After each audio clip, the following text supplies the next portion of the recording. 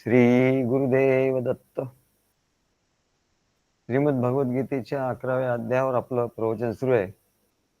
आजचा हा 11वा श्लोक आहे. दिव्यमाल्याम्बरोद्धरं दिव्यगंधानुलेपनं सर्वाश्चर्यमयं देवम् अनंतं विश्वतोमुखं. दिव्यमालाम्बरधरं दिव्यगंधानुलेपनं सर्वाश्चर्यमयं देवम् अनंतं विश्वतोमुखं. त्या दिव्य माला आणि दिव्य वस्त्र धारण केलेले आणि सर्व शरीरावर दिव्य गंधाचा लेप केलेले आणि सर्व प्रकारच्या आश्चर्याने युक्त अनंत आणि सर्व दिशांना मुख असलेले जे विराट स्वरूप, जे परमदेव परमेश्वर, त्याला अर्जुनाने पाहिलं. असं विराट स्वरूप अर्जुनाला दिसलं. त्या विराट परमदेव परमेश्वराला अर्जुनाने पाहिलं. ते दिव्य दृष्टीने पाहिलं आणि ही दिव्य दृष्टी म्हणजे ज्ञानदृष्टी होती, असं ज्ञानेश्वर महाराजांनी निश्चितपणे सांगितलं की ही ज्ञानदृष्टी होती. ही इतर काही योगाची दृष्टी अशी ते काही नव्हती. ही ज्ञान दिलेलं भगवंताने गीतेमध्ये आधी अर्जुनाला जे ज्ञान दिलं होतं ते त्याच्या ठिकाणी अपरोक्षपणाने दृढ झालं, त्याच्या बुद्धीच्या ठिकाणी, आणि म्हणून त्याला ही ज्ञानदृष्टी प्राप्त झाली. तेव्हा सत्यम ज्ञानम अनंतम ब्रह्म असं म्हटलेलं आहे. भगवंताच्या विश्वरूपाचं वर्णन सत्यम ज्ञानम अनंतम ब्रह्म असं तैत्तरीय उपनिषदात महावाक्य जे आहे, सत्यम ज्ञानम अनंतम ब्रह्म, असं तैत्तरीय उपनिषदातलं हे वाक्य आहे. तेव्हा सत्य म्हणजे काय? सत्य म्हणजे ते नेहमी विद्यमान असतं, ज्याचा कधीच नाश होत नाही. सत्य म्हणजे नेहमी असणे, अस्तित्व मात्र असतं, नेहमी असतं, जे नेहमी असतं, विद्यमान असतं. आणि ज्ञानम, ज्ञानम म्हणजे काय? तर ते सर्वांना जाणतं, ते स्वतःचं स्वरूप, स्वतःलाही जाणतं, आणि इतर जे काही आहे म्हणले ते सर्व ज्ञान जाणतं. अज्ञानही जाणतं, ज्ञानही जाणतं, स्वतःलाही जाणतं, मायेलाही जाणतं. याला शुद्ध जाणीव असं म्हणतात, त्याला ज्ञानम असं. जाणीव, ज्ञान म्हणजे आपण असं समजतो सर्वसाधारणपणे की ग्रंथ म्हणजे जे लिहिले ते ज्ञान. तर इथे ज्ञानम याचा अर्थ की जाणीव, जाणण्याची जी शक्ती आहे परमेश्वराच्या ठिकाणी, सर्व काही जाणण्याची, तो सर्वज्ञ आहे. सर्वज्ञ आहे म्हणजे सर्व काही जाणण्याची शक्ती त्याच्या ठिकाणी आहे. त्या सर्व काही जाणण्याच्या शक्तीला ज्ञानम असं म्हणतात, म्हणजे जाणीव असं म्हटलं. जाणीव. अनंतम, अनंत म्हणजे ज्याला काही अंत नाही, ज्याला देश काल वस्तू ह्या मर्यादा नाही आहे. कुठल्या अमुक देशात तो आहे, देशाच्या मर्यादाने तो बांधलेला नाही आहे. काळाच्या मर्यादेने अमुक होता पूर्वी, इतके वर्षापूर्वी, इतके हजार वर्षापूर्वी, इतके कोटी वर्षापूर्वी, असं काही नाही म्हणलं. काळ हे बंधन त्याला लागू होत नाही. देश काल स्पेस, देश म्हणजे स्पेस, याचं सीमा त्याला मर्यादित करू शकत नाही. म्हणून सत्यम ज्ञानम अनंतम. आणि ते काही असं कुठल्या आकाराचं पदार्थ सारखं ते नाही आहे. कुठला पदार्थ, पदार्थाचं जसं आकार असतं, गुण असतात, त्यांनी तो पदार्थ काय आकार त्या पदार्थाचा बघतो, त्या आकाराने तो पदार्थ सीमित असतो. तसं हे ब्रह्म नाही, म्हणजे हे अनंत आहे. तेव्हा सत्यम ज्ञानम अनंतम ब्रह्म हे जसं भगवंताच्या निर्गुण निराकार स्वरूपाचं वर्णन आहे, तसंच ते, तसंच अगदी तसंच ते या भगवंताच्या सगुण साकार विश्वरूपाचं वर्णन आहे. निर्गुण निराकाराचं वर्णन सत्यम ज्ञानम अनंतम ब्रह्म, ते जसंच्या तसंच या विराट या विश्वरूपाला लागू पडतं. तेच ते हे विराट विश्वरूप हे सत्य आहे, त्याचा कधी नाश होत नाही. अनंत आहे, ज्ञान त्याला जाणता येतं आणि ते अनंत आहे. तेव्हा दोन्हीकडे भगवंताचं निर्गुण, एकीकडे भगवंताचं निर्गुण निराकार स्वरूप, त्यालाही सत्यम ज्ञानम अनंतम ब्रह्म असं म्हणतात. आणि दुसरीकडे भगवंताचं विराट विश्वरूप सगुण साकार हे देखील सत्यम ज्ञानम अनंतम ब्रह्मच आहे. तेव्हा सत्य म्हणजे जे नेहमी विद्यमान असतं, ज्याचा कधीच नाश होत नाही. निर्गुण निराकार हे सतत नेहमी विद्यमान आहे. तसंच हे विश्वरूप सुद्धा नेहमी विद्यमान आहे, त्याचा कधीच नाश होत नाही. ज्ञानम म्हणजे जे ज्ञान दृष्टीने जाणता येतं, म्हणजे जाणीव स्वरूप आहे. ते स्वतःला स्वप्रकाश स्वरूप का, स्वतःच्याच प्रकाशात स्वतःलाच बघतं, स्वतःलाच जाणतं.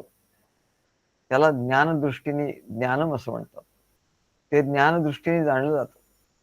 आणि अनंतम, अनंतम म्हणजे ज्याला देश काल वस्तू या कुठल्याही सीमा मर्यादित नाही.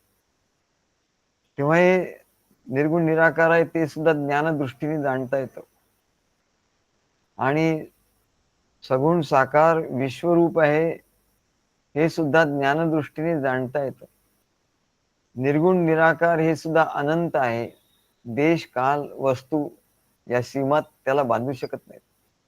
तसं हे विश्वरूप सुद्धा अनंत आहे, ज्याला देश काल वस्तू कुठल्याही सीमा किंवा मर्यादा नाही. भगवंताचं हे विश्वरूप असं देखील सत्यम ज्ञानम अनंतम ब्रह्म असं आहे. फक्त ते सगुण साकार आहे एवढं. निर्गुण निराकार आणि सगुण साकार. तेव्हा हे परमेश्वराचं विश्वरूप ही फक्त फरक काय, हे विश्वरूप हे सगुण साकार आहे, परंतु याला या तिन्ही गोष्टी लागू पडतात. सगुण साकार असून कधी नाश पावत नाही, म्हणून ते सत्य आहे. ते ज्ञानम म्हणजे चैतन्य स्वरूप आहे. चैतन्य स्वरूप म्हणजे स्वतःला जाणतं, ते जड नाही. आणि म्हणून ते या ज्ञान दृष्टीने म्हणजे चिन्मय दृष्टीने ते जाणलं जाऊ शकतं, जाणलं जातं, पाहिलं जातं. ते अनंत आहे, म्हणजे त्याला देश काल वस्तू मर्यादित करू शकत नाही. तेव्हा हे विश्वरूप या ब्रह्मांडाच्या बाहेर आहे. हे जे आपलं ब्रह्मांड आहे, योगी लोक फक्त या ब्रह्मांडापर्यंतच विहार करू शकतात. या ब्रह्मांडाच्या बाहेर सुद्धा ते अनंत असल्यामुळे, आणि अनंत कोटी ब्रह्मांड त्याच्यात मावतात. अनंत कोटी ब्रह्मांड ज्याच्यात मावतात, तसं हे आहे म्हणा, ते विश्वरूप आहे. आणि या ब्रह्मांडाचे ते बाहेर आहे. हे ते एक गॅलेक्सी आहे, हे एक ब्रह्मांड आहे.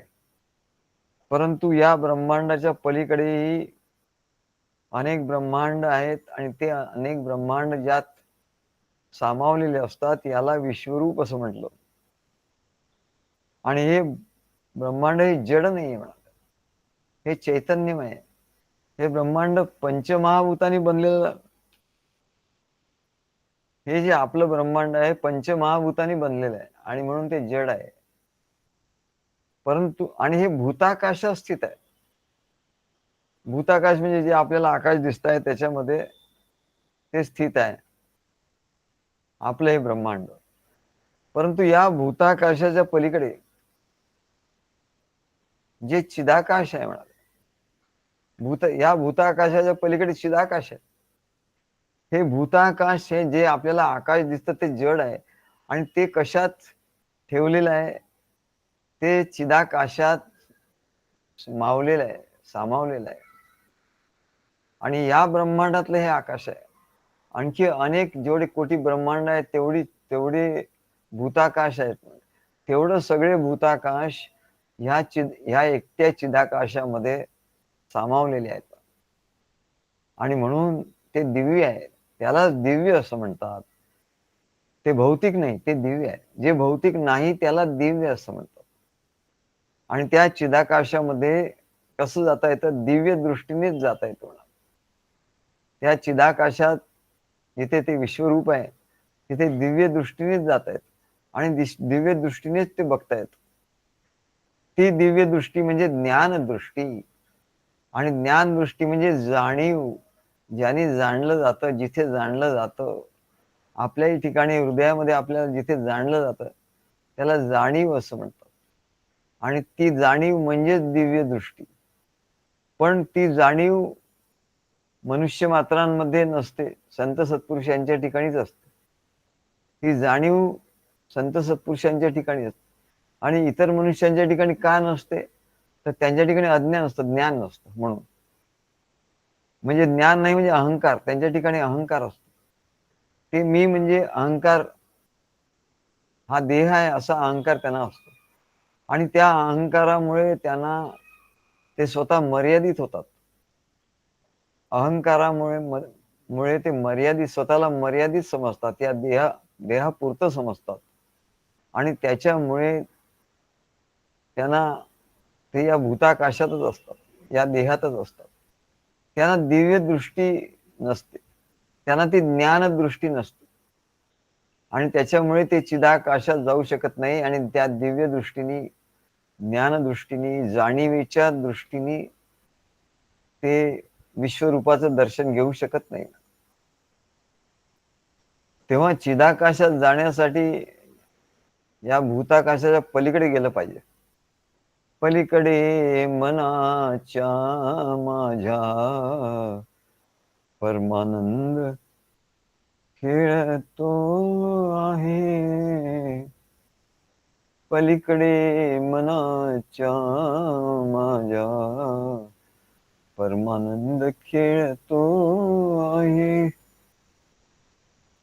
तेव्हा माझ्या पलीकडच्या, मनाच्या पलीकडे, कारण मन म्हणजे ही माया, मन म्हणजेच हे जगत. या जगताचा अनुभव मनाच्या ठिकाणी येतो. तर मनाच्या पार गेल्याशिवाय, बुद्धीच्या पार गेल्याशिवाय आपल्याला ते चिदाकाश दिसणार नाही, आपल्याला ते विश्व रूप दिसणार नाही. तेव्हा भूताकाशाच्या पलीकडे जायचं म्हणजे मनाच्या पलीकडे जायचं, म्हणजेच प्रकृतीच्या पलीकडे जायचं. प्रकृतीच्या पलीकडे जायचं म्हणजे भूताकाश पार करून चिदाकाशात जाता येतं. मग प्रकृतीच्या पलीकडे कसं जायचं? तर सद्गुरू सांगतात, याला तत्व झाडा असं म्हणतात. झाडा, जसं आपण म्हणतो त्याला मी चांगलं झाडलं, काय एखाद्याला काय काय तो सांगत होता, त्याचं ते खोटं खोटं काहीतरी सांगत, ते सगळं झाडून टाकलं. तसं म्हणाले, इथे मन बुद्धीमध्ये जे काही कल्पना, जे काही खोट्या कल्पना, जे काही अज्ञान आहे, ते सगळं झाडून टाकायला पाहिजे. तर प्रकृतीच्या पलीकडे जाता येतं. ही प्रकृतीची 24 तत्व आहे म्हणा. पंचमहाभूत, पंच पंचविषय, त्याचं शब्द स्पर्श रूप रसगंध, पंच कर्मेंद्रिय, पंच ज्ञानेंद्रिय, असे 20 आणि 4 मन बुद्धी चित्त अहंकार, हे 4, हे सगळं झाडून टाकलं पाहिजे. शेवटी तो अहंकार, त्यालाही झाडलं पाहिजे. म्हणून सद्गुरू त्या अहंकाराला झाडत असतात. अरे तुला झाडता येत नाही, मग मला मी झाडतो ना. नाही तर तुझं तू झाडून टाक, तुझं तू झाडून स्वच्छ कर, तुझ्या अहंकाराला तूच झाडून टाक. आणि या 24 तत्वांच्या पलीकडे तू, अहंकाराला झाडलं की या 24 तत्वाच्या पलीकडे तू जाशील.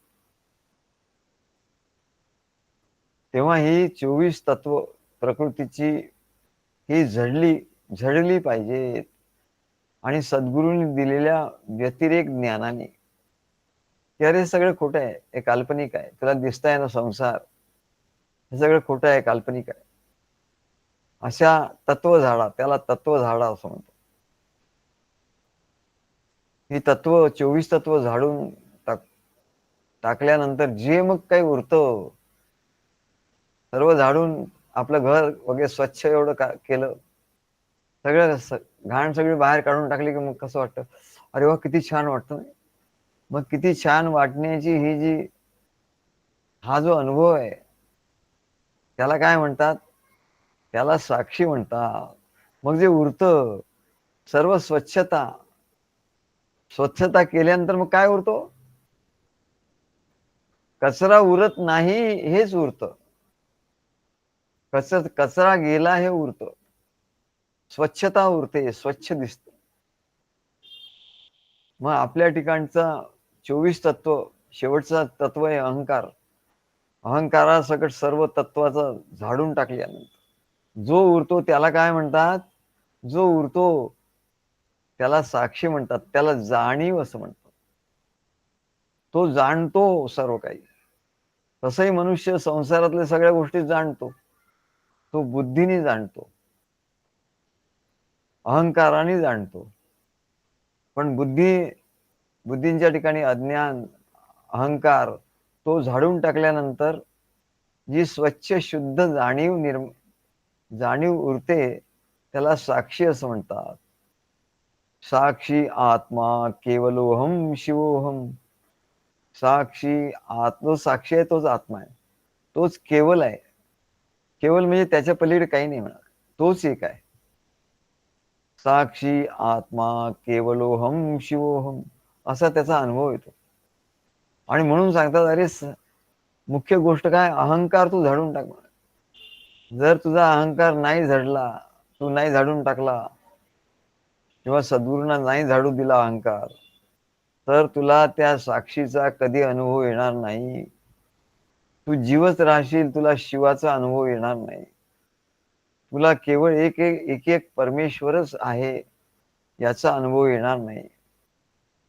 तो साक्षी आणि आत्मा जेव्हा केवळ तोच उरतो, आणि एवढंच नाही तर तो जो उरतो ना तोच शिव, तोच साक्षी, तोच आत्मा मी आहे. अहंकार इथे आहे, पण तो अहंकार तो साक्षीचा अहंकार आहे, आत्म्याचा अहंकार, देहाचा अहंकार नाही. सर्वसाधारण मनुष्याला देहाचा अहंकार असतो. माझी एवढी संपत्ती आहे, माझं एवढं घर आहे, माझा फ्लॅट आहे, माझं हे आहे, माझा तमुक आहे, हा माझा देह आहे, हेच याचा जो अहंकार आहे तो त्याला असतो. तो पूर्ण झाडून टाकला ज्ञानाने.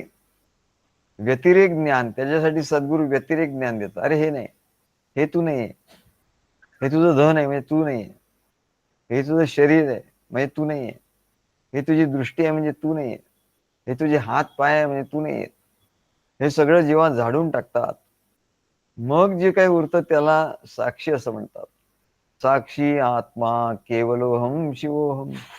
तो साक्षी आत्मा केवळ शिव, आणि ती जाणीव तोच मी आहे. तो अहंकार गेला की जाणीव निर्माण होते. स्वरूपी उदेला अहंकार राहो. काय गडबड झाली म्हणले, स्वरूपाच्या ठिकाणी अहंकार रूपी राहूचा उदय झाला म्हणा. ज्योतिषामध्ये सांगतात राहूनी तेने ग्रासिले सर्व ही, त्यांनी सर्व ग्रस्त करून टाकलं म्हणजे राहू केतू. मग त्याला जेव्हा झाडतात, तो राहू जेव्हा निघून जातो, त्याला मंत्राने जेव्हा झाडतात, तेव्हा तो राहू निघून जातो आणि गुरुचा प्रकाश, त्या सूर्याचा प्रकाश पडतो, त्या आत्म्याचा प्रकाश पडतो. तो राहू निघून गेला, सूर्याचा प्रकाश पडतो, स्वच्छ प्रकाश. आणि तो प्रकाशच मी आहे, तोच मी आहे.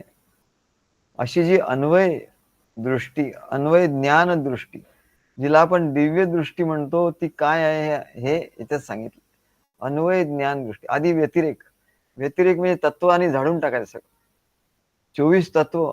आणि त्याच्याबरोबर हा जो अहंकार आहे, देहाचा अहंकार आहे, मी असं करतो, मी तसं करतो, मी त्यों करतो, मी येऊ करतो, आणि मला त्याने असं म्हटलं, त्याने असं म्हटलं, त्याने असं केलं, आणि मी असं केलं, आणि मी इतका हुशार आहे, आणि मी इतका चतुर आहे, आणि मी इतका बुद्धिमान आहे, आणि मी एवढा शिकलेला आहे, मी एवढी पुस्तकं वाचलेली आहे, मी एवढा पंडित आहे.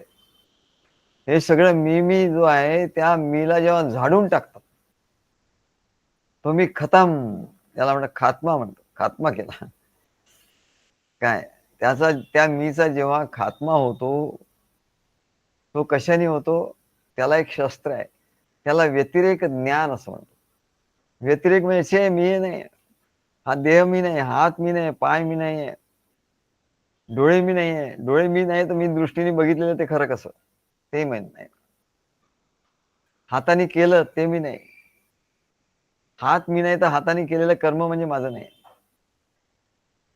पाय मी नाही म्हणजे पायाने मी कुठे गेलो हे बरोबर, हे नाही. मुख मी नाही म्हणजे मुखाने मी काही बोललो, ते मी नाही. तर असंच सर्व अवयव जेव्हा जळून जातात, सर्व अवयव जळून जातात आणि शेवटी तो नुसता मी राहतो. देहाचा मी, तोही नष्ट होतो. त्यालाही झाडून टाकायचं. याला व्यतिरेक ज्ञान असं म्हणतात. सद्गुरू असं व्यतिरेक ज्ञान देतात आधी. हे मी नाही, हे मी नाही. काय जसं वेद नेती नेती, वेद नेती नेती म्हटलं. आम्ही एवढं सांगितलं पण हे नाहीये बाबा. तेव्हा याला व्यतिरेक ज्ञान असं म्हणतात. याने अहंकाराचा खात्मा केला व्यतिरेक ज्ञानाने, की मग तिथे जसं त्या राहू निघून जातो, राहूचा खात्मा केला तो निघून जातो. मग जसा सूर्याचा पूर्ण प्रकाश पडतो, तसं आत्मा साक्षी जाणीव हे प्रकाशमयच आहे, स्वयंप्रकाशमय. आत्मा स्वयंप्रकाशमय. अहंकार मेला, अहंकाराचा खात्मा झाला की आत्म्याचा प्रकाश आपोआप पडायला लागतो. त्याला काही प्रकाश पाडायला नको, म्हणाला प्रकाश पडायला लागतो. तेव्हा सद्गुरू जे ज्ञान सांगतात अन्वयाचं, अन्वय म्हणजे तू काय आहे? साक्षी आत्मा केवलोहम शिवोहम, हे अन्वय ज्ञान आहे. अरे तू साक्षी आहे, तू आत्मा आहे, तू जाणीव आहे, तू केवळ आहे, तुझ्याशिवाय काही नाही. तू शिव आहे, तू परमात्मा आहे. याला अन्वय ज्ञान म्हणतात. याला अन्वय ज्ञान असं म्हणतात. होलिस्टिक व्ह्यू, अन्वय ज्ञान दृष्टी. आणि तेव्हा तो प्रकाश, आत्मप्रकाश आपोआप पडतो. त्याला ज्ञानदृष्टी असं म्हणतात. आणि एक ज्ञानेश्वर महाराज सांगतात की ते विश्वरूप बघायचं आहे ना, तर त्या ज्ञानदृष्टीनेच बघता येतं. अर्जुनाला अशी ज्ञानदृष्टी भगवान श्रीकृष्णाने दिली. आधी त्याला झाडलं चांगलं.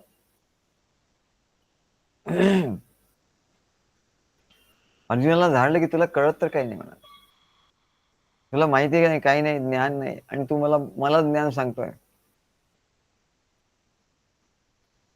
त्याला झाडलं आधी, त्याचा अहंकार गेला. तेव्हा त्याला अन्वय ज्ञान, व्यतिरिक ज्ञान झालं. आणि त्याच्यानंतर भगवंतांनी सांख्ययोग सांगितला, कर्मयोग ज्ञान, सांख्ययोगाचं ज्ञान सांगितलं, कर्मयोगाचं ज्ञान सांगितलं, भक्तियोगाचं ज्ञान सांगितलं. हे सर्व ज्ञान सांगता सांगता त्याच्या ठिकाणी ज्ञान, अन्वय ज्ञान दृष्टी आली, अन्वयाची ज्ञान दृष्टी आली. आणि त्या ज्ञानदृष्टीने प्राप्त झाल्याबरोबर सद्गुरूच्या कृपेने प्राप्त झालं, श्रीकृष्णाच्या कृपेने प्राप्त झालं. तेव्हा त्याला ज्ञानदृष्टी प्राप्त झाली. तेव्हा सद्गुरूच्या कृपेने अशी जेव्हा ज्ञानदृष्टी प्राप्त होते, अन्वय ज्ञानदृष्टी, तेव्हा तो साधक त्या भूताकाशाला पार करून त्या चिदाकाशात जातो. संसार भूमी सोडून मन चिदाकाशी जे पावे, मन चिदाकाशी जे पावे. संसार भूमी सोडून मन चिदाकाशी जे पावे, मन चिदाकाशी जे पावे, मग आनंदाकाशाच्या वरती जाऊनी बैसावे. मग आनंदाकाशाच्या वरती जाऊनी बैसावे. पलीकडे मनाच्या माझ्या परमानंद खेळतो आहे. तेव्हा सर्व अवयव जडले म्हणजे जड शरीर जडून गेलं. तत्व झाला. तत्व झाडा गेला. 24 प्रकृतीची 24 तत्व झाडून टाकली. सद्गुरूंनी दिलेल्या ज्ञान खड्गाने ज्ञानाची तलवार घेतली आणि हे सगळं कापून टाकलं. आणि शेवटी तो अहंकार जो आहे, त्या अहंकाराची गर्दन उडवून टाकली त्या ज्ञान खड्गाने. आणि मग काय झालं, तर सद्गुरूच्या कृपेने ज्ञान दृष्टी प्राप्त झाली. आणि या भूताकाशाला पार करून तो त्या चिदाकाशात गेला. तेव्हा त्याला ते दिव्य असं विश्वरूपाचं दर्शन झालं. तेव्हा अर्जुनाला असंच ते दिव्य रूपाचं दर्शन झालं. म्हणून अर्जुनाला भगवंतानी हे अन्वय आणि व्यतिरेक ज्ञान, अन्वय व्यतिरेका अभ्याम असा आपल्या शास्त्रांमध्ये लिहिलाय. तेव्हा अन्वय व्यतिरेक अशी ज्ञानदृष्टी प्राप्त करून घेतली पाहिजे. प्रवचन कशाला ऐकायचं? हे ज्ञान पक्क झालं पाहिजे. एकदा सांगून ते होत नाही. अनेकदा ते सांगावं लागतं. बोललेचे बोलावे, ऐकलेचे ऐकावे. तेव्हा हे अन्वय काय, व्यतिरेक काय, ही ज्ञानदृष्टी त्याला प्राप्त होतो. आणि तो त्या दिव्य ज्ञानदृष्टीने एक दिवस असा चमत्कार करतो. खरा चमत्कार हाच आहे म्हणा. अरे या जड जगामध्ये, या जड हे जे आहे, हे जे जगत आहे, आपलं जे जगत आहे म्हणलं, ब्रह्मांड, आपलं जे ब्रह्मांड आहे हे जड आहे म्हणा. हे भूताकाशातलं आहे. याच्या पलीकडे जायचंय. तेव्हा हे ज्ञान, अन्वय आणि व्यतिरेकाचं ज्ञान प्राप्त करून घेतलं पाहिजे. आणि वारंवार हे अन्वय काय आणि व्यतिरेक या देहाच्या पलीकडे गेल्याशिवाय तुम्हाला, आणि या अहंकार मेल्याशिवाय, या अहंकाराला कसे करून मारलं पाहिजे. अज्ञानाला ज्ञानाच्या प्रकाशाने अज्ञान जातं. पण अहंकार हे ज्ञानाचं शस्त्र करायला पाहिजे. ब्रह्मास्त्र, ते ज्ञान हे ब्रह्मास्त्र करून त्या अहंकाराला मारून टाकायला पाहिजे. तेव्हा ज्ञानदृष्टी, दिव्य दृष्टी प्राप्त होते. आणि तो भूताकाशाला पार करून चिदाकाशात जातो. आणि तिथे भगवंताचं विश्वरूप जसं अर्जुनाने पाहिलं तसं तो पाहतो. आणि हे भगवंताचं विश्वरूप केवळ अर्जुनाने पाहिलं असं नाही म्हणा, आणखी कोणी पाहिलं तर त्याच वेळी संजयनेही ते विश्वरूप बघितलं. कारण तो धृतराष्ट्राला सांगतोय ते विश्वरूप कसं आहे. अर्जुनाला भगवंताने जे विश्वरूप दाखवलं, अरे ते विश्वरूप कसं आहे त्याचं वर्णन मी करून सांगतो. पण हे वर्णन करून सांगताना त्याला ती दिव्य दृष्टी कशी आली, तर त्याचे सद्गुरू व्यास ऋषी यांनी त्याला दिव्य दृष्टी आधीच दिली होती. म्हणजे तो व्यासांचा शिष्य असल्यामुळे त्याला ती दिव्य दृष्टी त्यांनी दिली होती. आणि त्याच्यामुळे तो भूताकाश पार करून ज्ञानदृष्टीने चिदाकाशात गेला. आणि तिथे त्यानेही ते विश्वरूप बघितलं. म्हणून भूताकाशातली सर्व लोक, सर्व वस्तू, पदार्थ हे पंचमहाभूतांचे बनलेले आहेत. सायन्स किती पुढे गेलं तरी जास्तीत जास्त या एका गॅलेक्सी मधलं, या ब्रह्मांड, या एका ब्रह्मांडाचं ते करायलाही त्याला कोट्यानुकोटी जन्म घ्यावे लागतील म्हणा. या एका ब्रह्मांडाचा स्टडी करायला सायन्सला कोट्यानु कोटी जन्म घ्यावे लागतील. तरी म्हणले त्याचं त्याचं त्याचं रिसर्च होणार नाही म्हणा पूर्ण ह्या एका ब्रह्मांडाचा. तर म्हणले अनंत कोटी ब्रह्मांड ज्याच्या ठिकाणी आहे त्या विश्वरूपाचा त्याला काय पत्ता लागणार काय? त्या अनंत कोटी ब्रह्मांड ज्या चिदाकाशात आणि ज्या विश्वरूपात आहे त्याचा त्यांना काय पत्ता लागणार त्या सायन्सचा? काय लोक सायन्स सायन्स सायन्स करतात. आपल्या ऋषीमुनींनी जे सायन्स शोधून काढलं ते या भूताकाशाच्या पलीकडचं सायन्स आहे. या ब्रह्मांडाच्या पलीकडचे अनंत ब्रह्मांडाच्या पलीकडचं सायन्स आहे आणि ते सायन्स विश्वरूपाचं सायन्स की जे कधीच मरत नाही, जे कधीच त्याचा कधी नाश होत नाही आणि जे या भूताकाशात नाही. सायन्सवाल्यांना एकच आकाश माहिती आहे म्हणाले हे भूताकाश त्यांना माहिती आहे. मग त्याचंही काही ते पूर्ण संशोधन करू शकले नाही. त्यातल्या ताऱ्यांचं एक फक्त चंद्रावर गेले म्हणले अजून तर केवढं आहे. मंगळ चंद्रवत दोन अजून तर केवढं आहे म्हणाले. तर ते या भूताकाशात तर ते कधी जाणार चिदाकाशात आणि कधी बघणार ते विश्वरूप त्यांच्या बसचं काम नाही म्हणा. सद्गुरू जे दिव्य दृष्टी देतात त्या दिव्य दृष्टीने ऋषीमुनींनी हे विश्वरूप कधीच्या काळीच बघून टाकलं म्हणजे कोट्यानुकोटी वर्षाच्या पूर्वीच त्यांनी शोध लावला आणि हे विश्वरूप बघून टाकलं. आणि सायन्सवाले आता शोध लावतायत आणि त्यांना अजून ते या ब्रह्मांडाच्या पलीकडे ह्या ब्रह्मांडाचाच अभ्यास झाला नाही. या ब्रह्मांडाचाच 0.000 काय 5% एवढा सुद्धा अभ्यास नाही झाला म्हणतात. आता हे कधी पोहोचणार बिचारे त्यांना म्हणून त्याला बिचारे असं म्हणतात. पुअर फेलो बिचारे. अरे बिचाऱ्यांनो काय जरा विचार करा म्हणा. हे ऋषीमुनी कुठे आहेत, त्यांनी काय शोध लावले याचा जरा विचार करा. चिदाकाश म्हणजे काय, भूताकाश म्हणजे काय, चिदाकाश म्हणजे काय याचा जरा विचार करा. आणि या भूताकाशाला सोडून चिदाकाशात तुम्ही जाणार कधी, तेव्हा याचा तुम्ही विचार करा.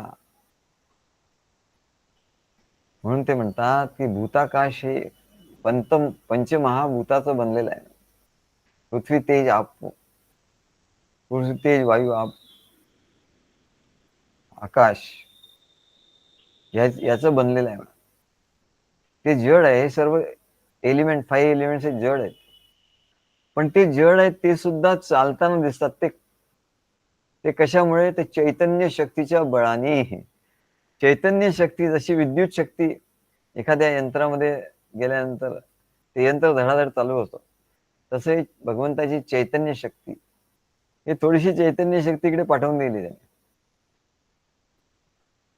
थोडीशी चैतन्य शक्तीचा एक प्रवाह, एक फेज त्यांनी सुरू करून टाकला आणि म्हणले त्यांनी हे सगळे ब्रह्मांड चालायला लागले.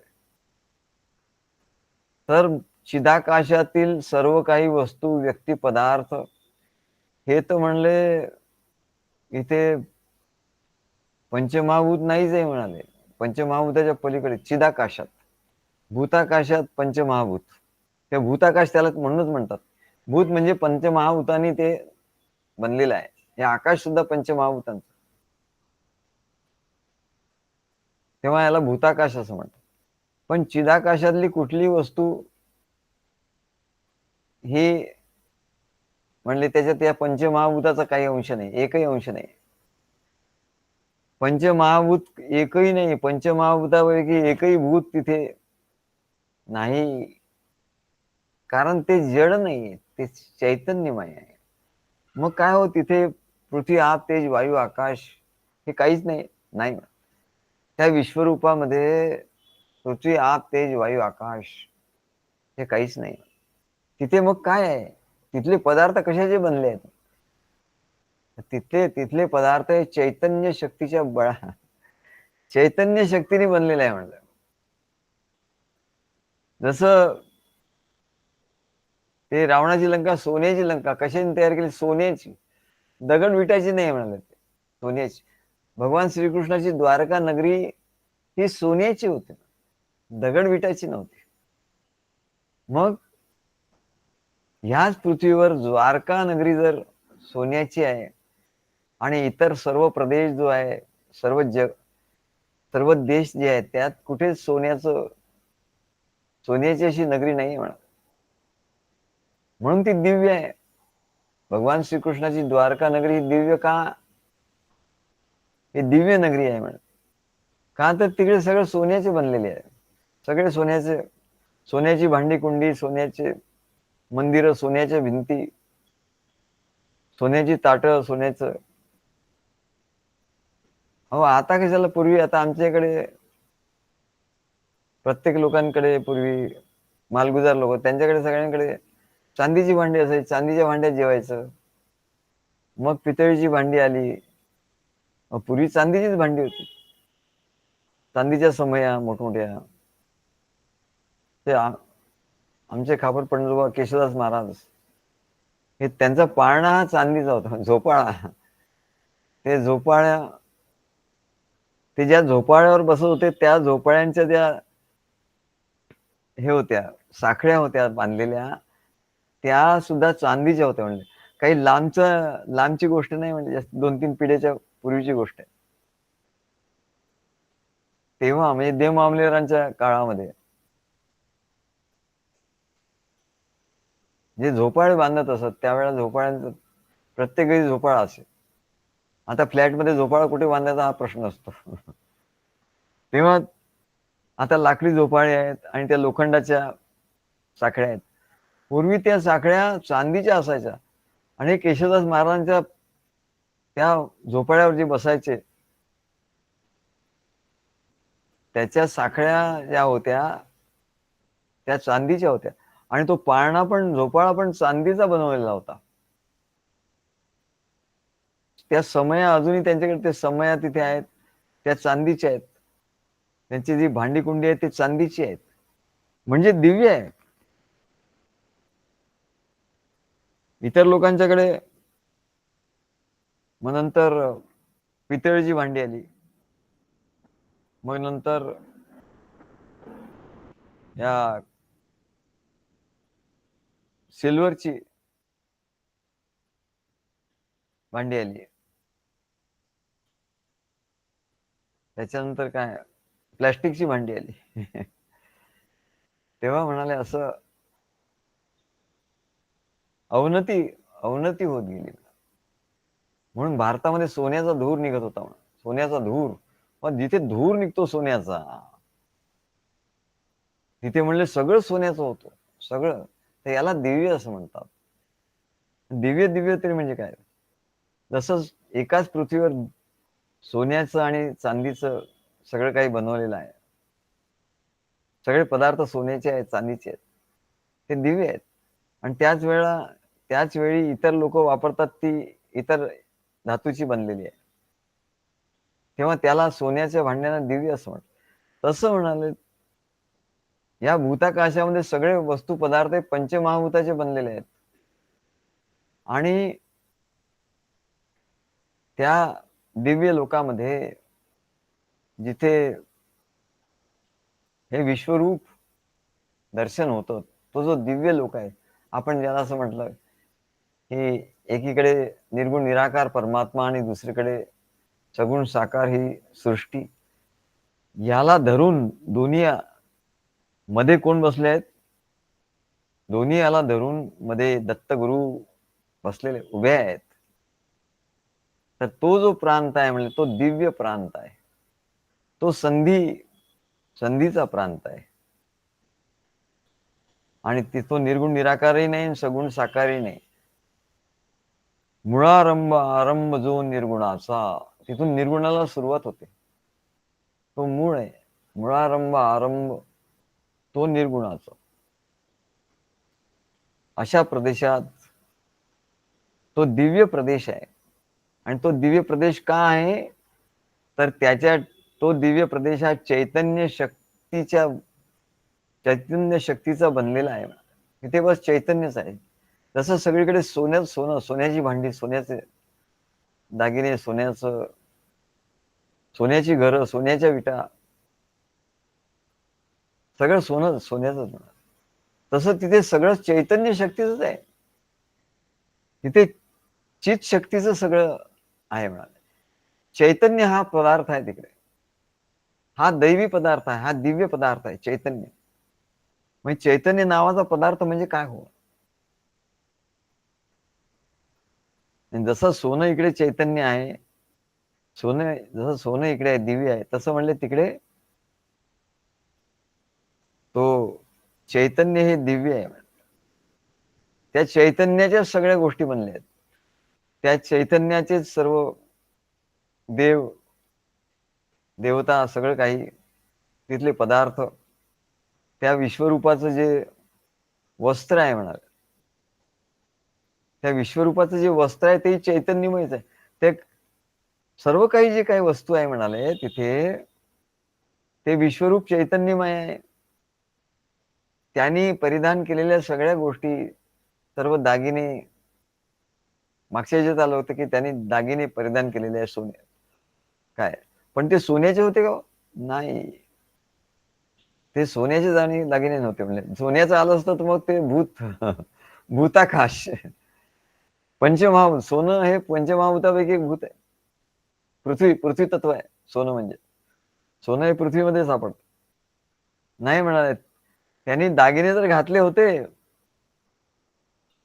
विश्वरूपाने, त्या विराट पुरुषाने दागिने तर घातले होते, पण ते कशाचे? सोन्यासारखे दिसत होते हो. ते सोनं होतं का 14 कॅरेट होतं? अरे ते 14 कॅरेट तर नव्हतंच, पण सोनंही नव्हतं. ते दिव्य होतं, ते चैतन्य शक्तीने निर्माण झालेलं होतं.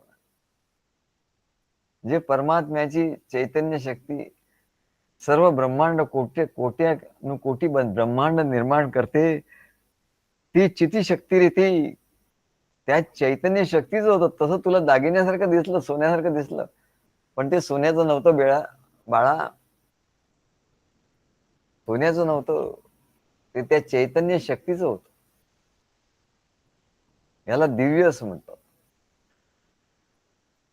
जे जे काही दागिने वगैरे त्यांच्या अंगावर होते, मागच्या श्लोकात सांगितले की ते दागिने जे घातले होते, दागिने शोभत होते.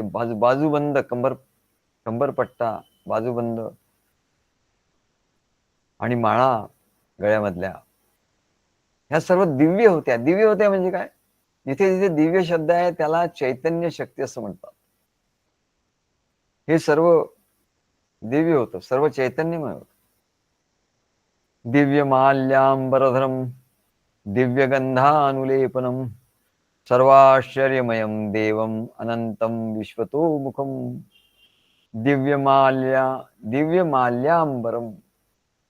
त्याच्या ज्या माळा होत्या, पुष्पमाळा होत्या, त्या भगवंताच्या विराट देहावर ज्या पुष्पाच्या माळा, हो इकडच्या सारखं आपण आणतो ना विकत, तशाच दिसत होत्या हो. तशीच फुलं होती. अरे तशी फुलं होती, पण ती इथली नाही, तुमच्या या पृथ्वीवरच्या बागेतली नाही म्हणले. ती पृथ्वी तत्वातून बाहेर येईल. तिथे पृथ्वी तत्वच नाही म्हणाले. तिथे 5 तत्वाच्या पलीकडे, त्याला दिव्य असं म्हणतात.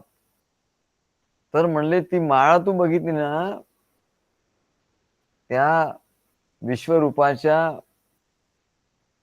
कंठामध्ये असलेली माळा, पुष्पमाळा जी बघितली, ती दिव्य होती. दिव्यमाल्याम्बरधरम, ती दिव्य होती. म्हणजे काय होती? म्हणजेच ती माळा इथल्या फुलांची नव्हती, पृथ्वीवरच्या बागेतल्या फुलांची नव्हती. एवढंच काय, तर स्वर्गातलं जे नंदनवन आहे इंद्राचं, त्या बागेतली नव्हती म्हणायची. काय? कारण ते सुद्धा, हे 14 भुवन जे आहे ते सगळी म्हणाले जडच आहे, चैतन्य नाही आहे, जड आहे. कारण हे ब्रह्मांडच जड आहे. त्या ब्रह्मांडाच्या पलीकडे असलेला चैतन्यमय प्रदेश जो आहे, दत्तगुरूंच्या मालकीचा प्रदेश आहे. म्हणजे उसका मालिक दत्तगुरु. त्या चैतन्य प्रदेशात चैतन्याची फुलं, चैतन्याच्या बागा निर्माण झाल्या आणि ती चैतन्याची फुलं निर्माण झाली. नाही हो, तुम्ही काहीतरी कल्पनेचं सांगत. अरे कल्पना नाही म्हणले, हे सत्य आहे की त्या दिव्य प्रदेशामध्ये अशी दिव्य फुलं निर्माण झाली आणि ती कशाची होती? चैतन्य. तिथे दुसरा पदार्थच नाही म्हणे. तिथे कोणी भक्त असेल तोही चैतन्याचा, चैतन्याचा पुतळा, पुतळा चैतन्याचा, पुतळा चैतन्याचा कानडा राजा पंढरीचा, कानडा राजा पंढरीचा. वेदा नाही नाही कळला,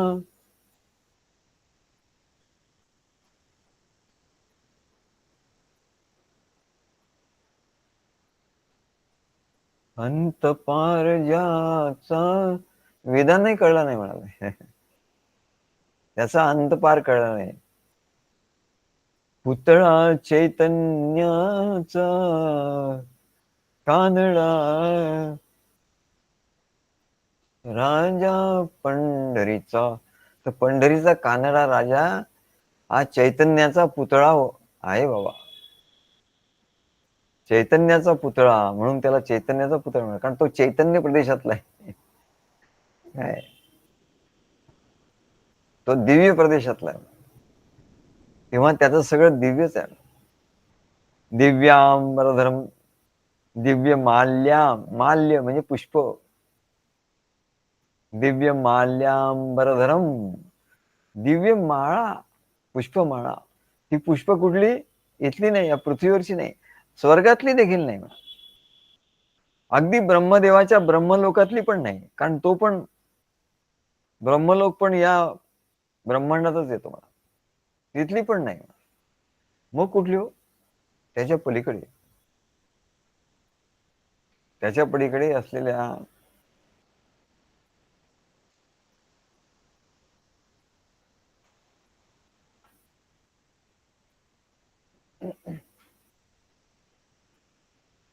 त्या दिव्य लोकातली ती आहे.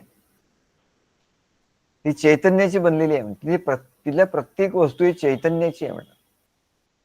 दागिने, मागच्या श्लोकात सांगितलं, दागिने हे दिव्य आहेत, म्हणजे चैतन्याचं बनलेलं आहे. माळा, पुष्पमाळा, त्यातली फुलं ही दिव्य आहेत, म्हणजे ती चैतन्याची बनलेली आहेत.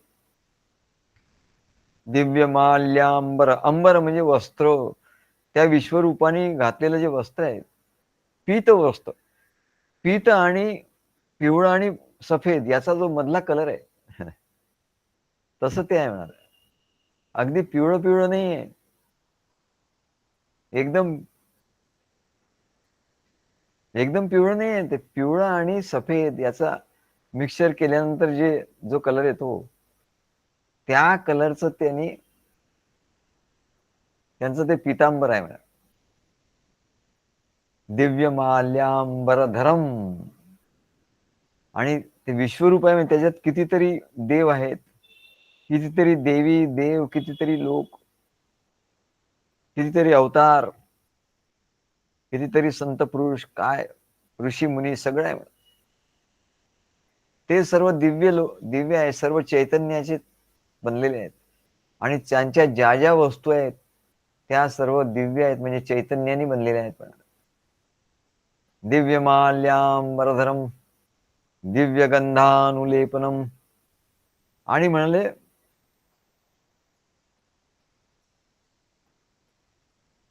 मग हे कसं काय हो? कोणाला प्रश्न पडेल, असं कसं म्हणाले, असं कसं? सर्व चैतन्याचं बनलेलं आहे, आणि पंचमहाभूताचं नाही बनलेलं. आपल्या इकडे जे पृथ्वी, आप, तेज, वायू, आकाश याचं नाही बनलेलं, नाही म्हणा.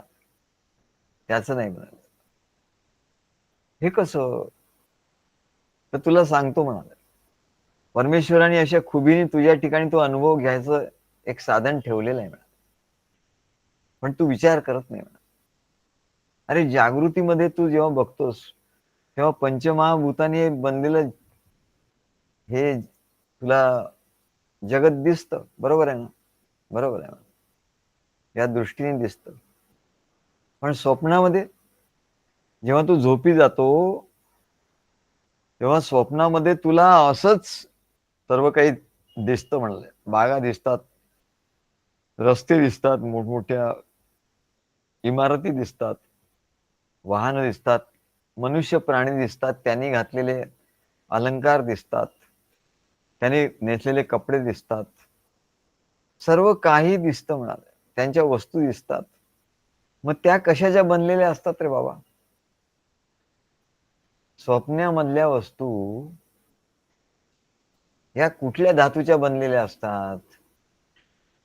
कारण स्वप्नामध्ये काही तिथे कारखाने नाहीत. आहेत तिथे म्हटलं तिथेही कारखाना दाखवता येतो. कोणी म्हटलं की मला कारखाना बघायचा, स्वप्नात कारखाना येईल त्याच्यात. त्याच्यात धातू पण येतील.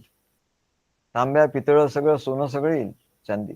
पण ते तांब्या, पितळ, सोनं वगैरे सगळं जे आहे ना, ते कशाचं बनलेलं असतं तुला दिसेल ते सगळं. पण ते कशाचं बनलेलं असेल तर ते म्हणले मनाच्या ठिकाणी जी चेतना आहे. मन म्हणजे काय हो? मन तसं जड आहे, जड आहे. पण मनाच्या ठिकाणी जसा इलेक्ट्रिकचा करंट जसा येतो, तशी परमेश्वराची जी चैतन्य शक्ती आहे, जी या शरीरात पण प्राण रूपाने काम करते. तशी ती चेतना शक्ती मनामध्ये नेहमी असते. म्हणून मन एवढं चंचल आहे, म्हणून मन एवढं कल्पना करू शकतो. आणि म्हणून ती जी चैतन्य शक्ती आहे ना, तीच मनामध्ये आहे. मन हे चैतन्याचंच बनलेलं आहे म्हणजे. मन कशाचं आहे हो बनलेलं? चैतन्याचं बनलेलं. त्याचा जडांश आहेत म्हणून त्याला मन म्हणतात. त्याचे जडांश जड आहे म्हणून त्याला हे म्हणतात.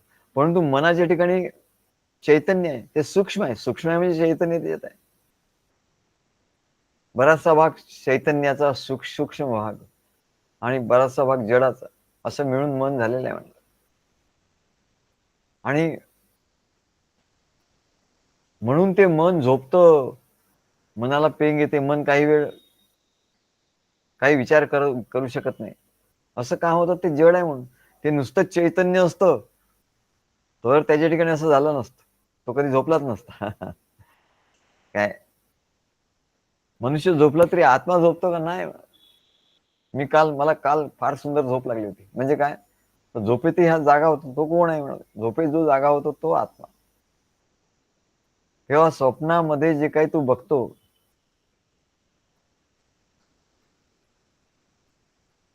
ते कशाने बघतो? ते कशाने तयार केलेलं असतं? कुठल्या धातूने तयार केलेलं असतं?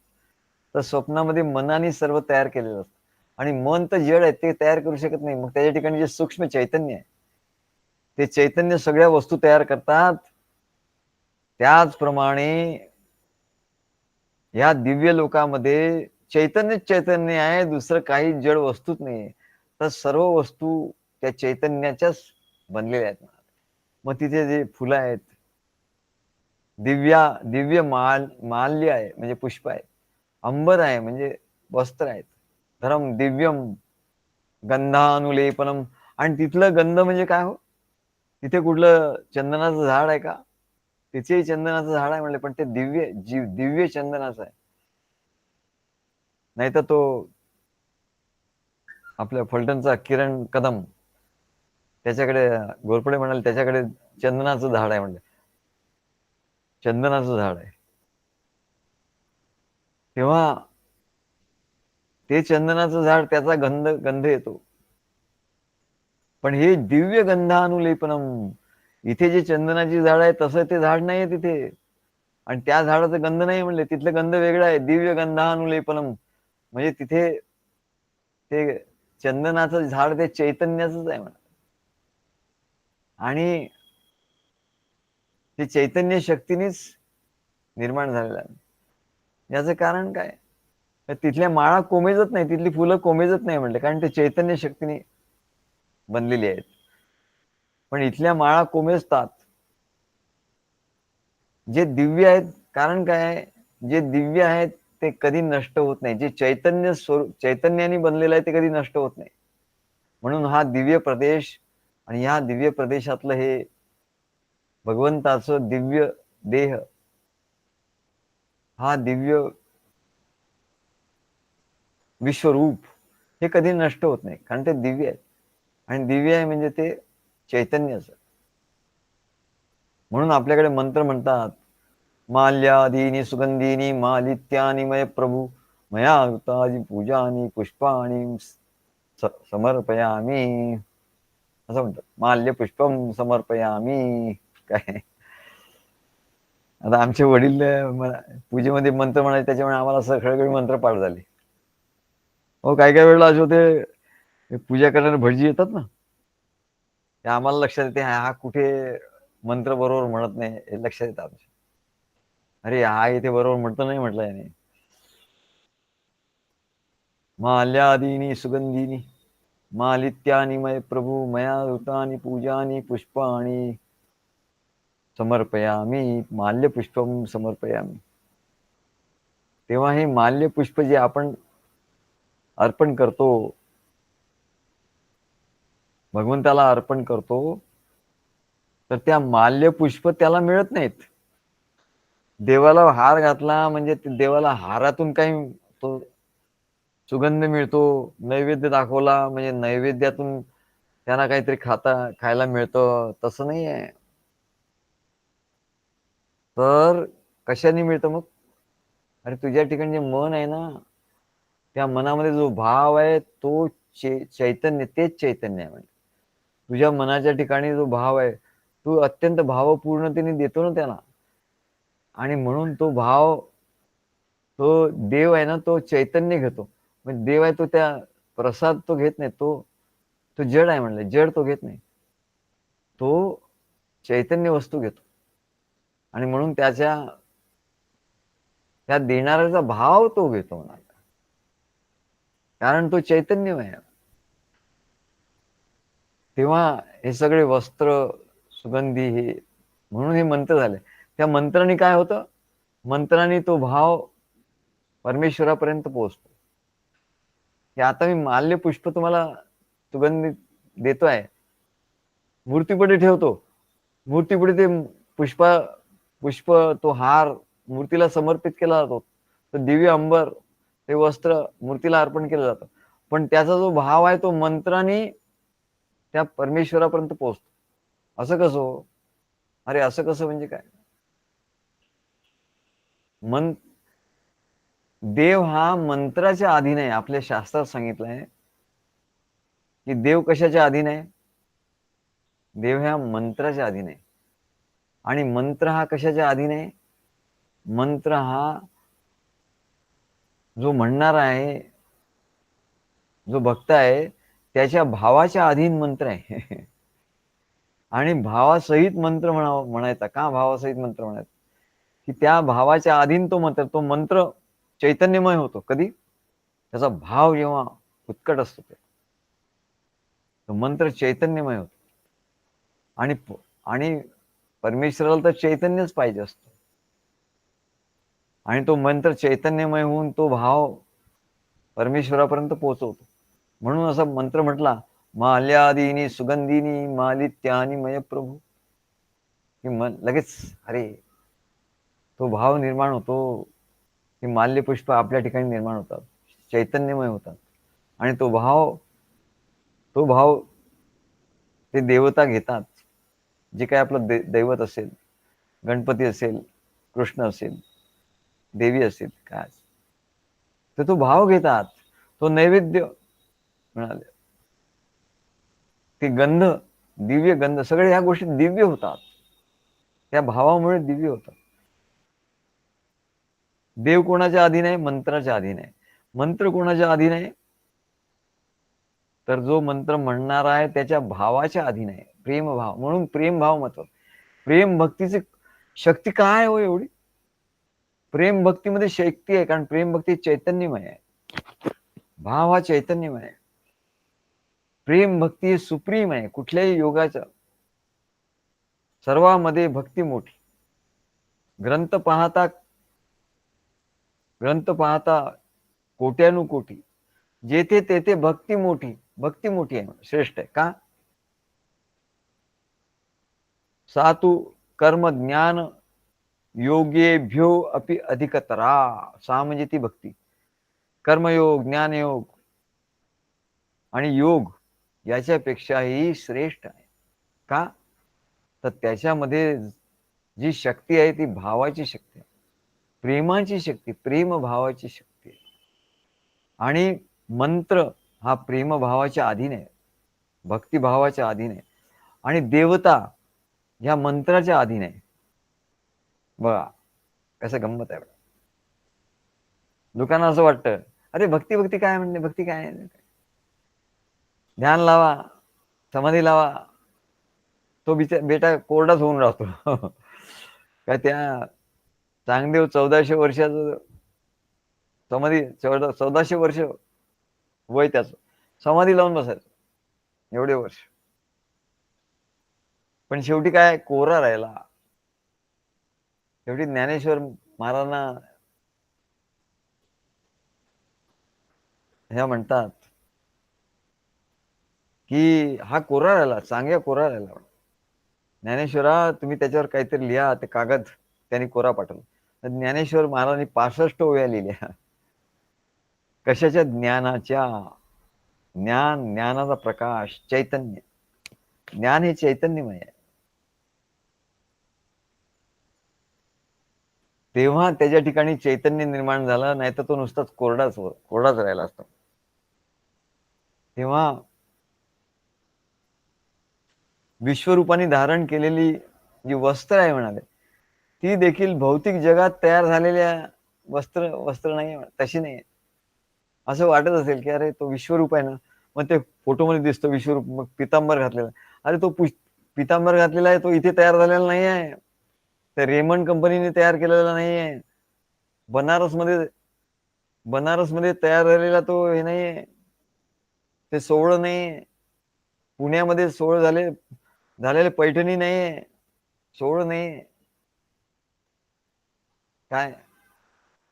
भगवान श्रीकृष्णाने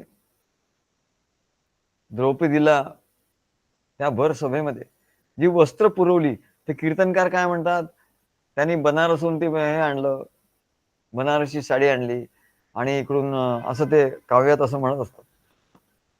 आणि म्हणाले ढाक्याहून काय, ढाक्याची मलमल आहे त्याचं काय, एक एक वस्त्र सगळीकडे तयार. अलाहाबादहून हे आणलं, पुण्याहून पैठणी आणली. काय तेव्हा म्हणले अरे त्या कीर्तन करायला सांगायला पाहिजे तर, अरे बाबा तू करतो बरोबर आहे, पण हे बरोबर नाही तू काय म्हणतोय ते. इथून नाही आणली भगवान श्रीकृष्णांनी, त्या दिव्य लोकातून आणली, चैतन्यमय लोकातून आणली. म्हणा सगळ्या वस्तू या चैतन्यमय होत्या त्या. तेव्हा या सर्व वस्तू चैतन्यमय वस्तू असतात त्या दिव्य लोकात. हे वस्त्र होतं हे चैतन्यमय, त्या दिव्य लोकातून आलेलं. हे वस्त्र प्रदान केलं त्या विश्वरूपाने, ते दिव्य लोकात दिव्य वस्त्र म्हणजे चैतन्याचं वस्त्र होतं. दिव्य गंधानुलेपनम. आणि ते त्यांनी जे गंध लावलेलं होतं ते कुठल्या चंदनाच्या झाडाचं नव्हतं म्हणत, या पृथ्वीवरल्या चंदनाच्या झाडाचं नव्हतं, तर ते त्या विश्वरूपाने ज्याचं लेपन केलं होतं ते गंध म्हणले त्या विश्वातलं होतं म्हणाल, त्या दिव्य लोकातलं होतं. त्यांनी पूर्ण अंगाला लेप लावलेला होता. हे दिव्य गंध म्हणजे या चंदनाच्या लाकडापासून बनलेलं नव्हतं बाबा. तेव्हा आपण पूजा करताना मंत्र म्हणतो, श्रीखंडम चंदनम दिव्यम गंधाढ्यो सुमनोहरम विलेपनम सरश्रेष्ठम चंदनम प्रतिगीयताम. असं आम्ही आपलं ऐकून ऐकून म्हणतो.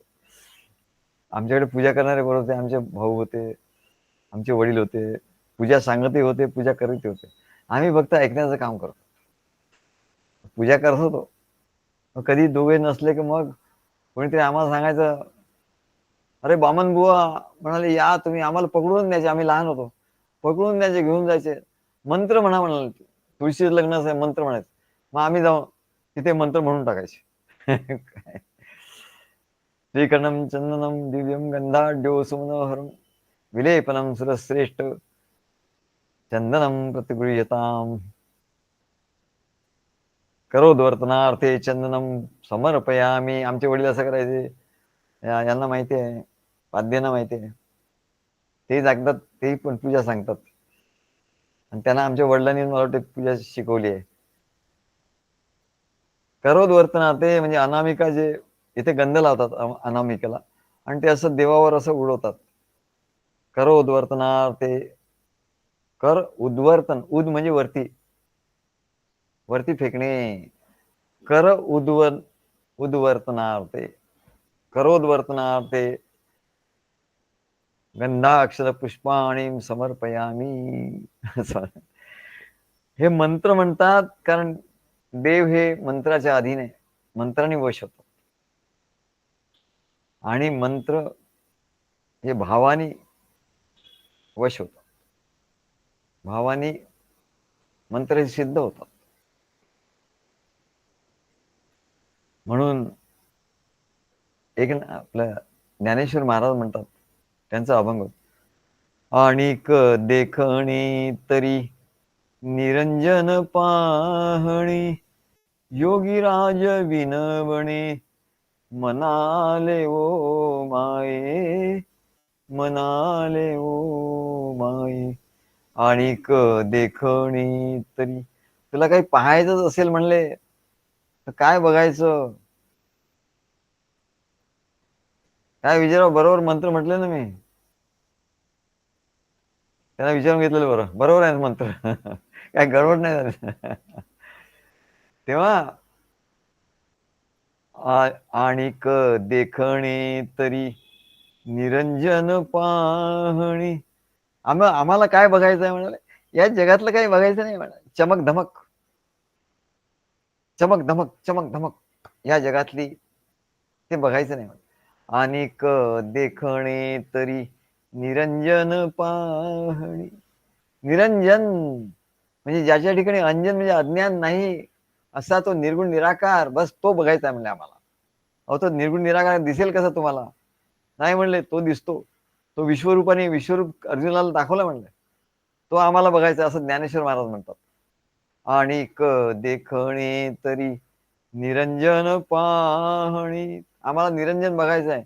मग बघायचा तर तो निर्गुण निराकार नाही दिसणार म्हणाल, तो सगुण साकार दिसेल. मग सगुण साकार कुठे? तो विश्वरूप, जे विश्वरूप अर्जुनाला दाखवलं, जे विश्वरूप संजयाला दाखवलं सद्गुरूंनी त्याच्या, जे विश्वरूप सद्गुरू आपल्या शिष्यांना दाखवतात ज्ञानदृष्टीने.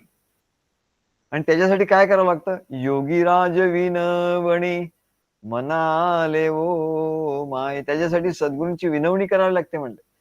सद्गुरूंच्या समोर छाती अशी मोठी करून गर्वाने फुगवून, हा तुम्ही मला काय समजता, मी काय तुमच्या काय गुरुकुलातला विद्यार्थी आहे का, मला समजता तुम्ही गुरुकुलातला विद्यार्थी आहे का मी, असं छाती काढून तो समोर आला, छाती फुगवून, तर म्हणले पिन लावून त्याची, त्यांनी नाही होणार म्हणाले. ज्ञानेश्वर महाराज काय म्हणाले? आणिक देखणी तरी निरंजन पाहणे, निरंजनी काय बघायचं असेल तर निरंजन बघा. मग त्याच्यासाठी काय करावं लागेल? Yogiraj विनवणे मनाले oh my. मग माझ्या मनात असं आलं म्हणले की याच्यासाठी योगीराज म्हणजे सद्गुरू, त्यांनाच विनवलं पाहिजे. आता ते एवढे मोठे योगी होते, मग त्यांनी योगाची समाधी लावली असती, बघितलं असतं, दिसलं असतं का? नाही म्हणा. सद्गुरूंना विनवणी केली, भक्ती केली सद्गुरूंची, मनाले ओ माहे. मग सद्गुरूंनी ज्ञान दिलं आणि त्या ज्ञानाने व्यतिरिक्त ज्ञान दिलं. बघा व्यतिरिक्त, आता या अभंगातलं व्यतिरिक्त ज्ञान काय आहे ते आपल्याला बघा. या श्लोकामध्ये, या अभंगामध्ये ज्ञानेश्वर महाराजांनी लिहिलंय, त्याच्यात आम्ही त्याच्यात रिसर्च करून व्यतिरिक्त ज्ञान कुठलं नाही, अन्वय ज्ञान कुठलं ते काढलं. योगीराज विनवणे मनाले ओ माय, असं त्यांच्या मनात आलं. त्यांनी योगीराजाला विनवलं सद्गुरूला. आणि मग सद्गुरूंनी त्याला व्यतिरेक ज्ञान दिलं. काय दिलं? देह बळी देऊनी साधिले म्या साधनी, येणे समाधान मज जोडिले ओ माये. देह बळी देऊन, देहाचा बळी दिला म्हणले. बापरे, म्हणजे कुठल्या देहाचा बळी दिला बाबा, कोणाचा बळी दिला? तर ज्ञानेश्वर महाराज म्हणतात, मी माझ्या देहाचा बळी देऊन टाकला.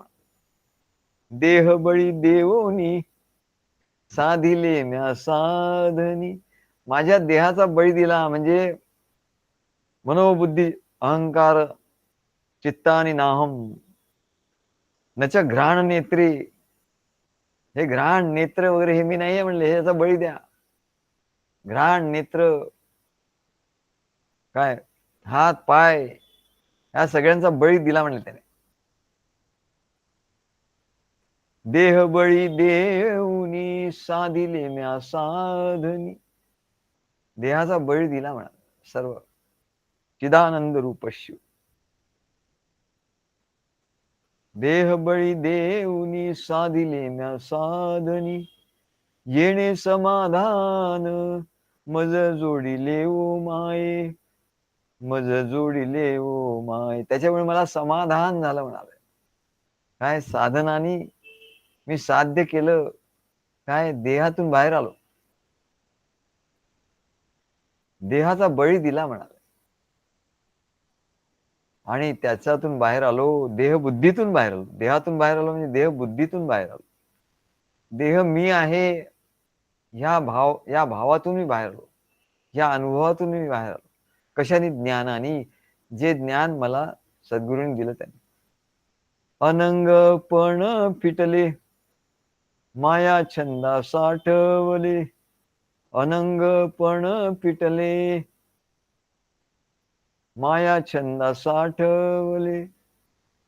अंगपण, अंग म्हणजे मला काही अंग नाही असं, अशी अवस्था की मी तर आहे पण मला अंग नाही आहे काही, अशी जी माझी अवस्था आहे.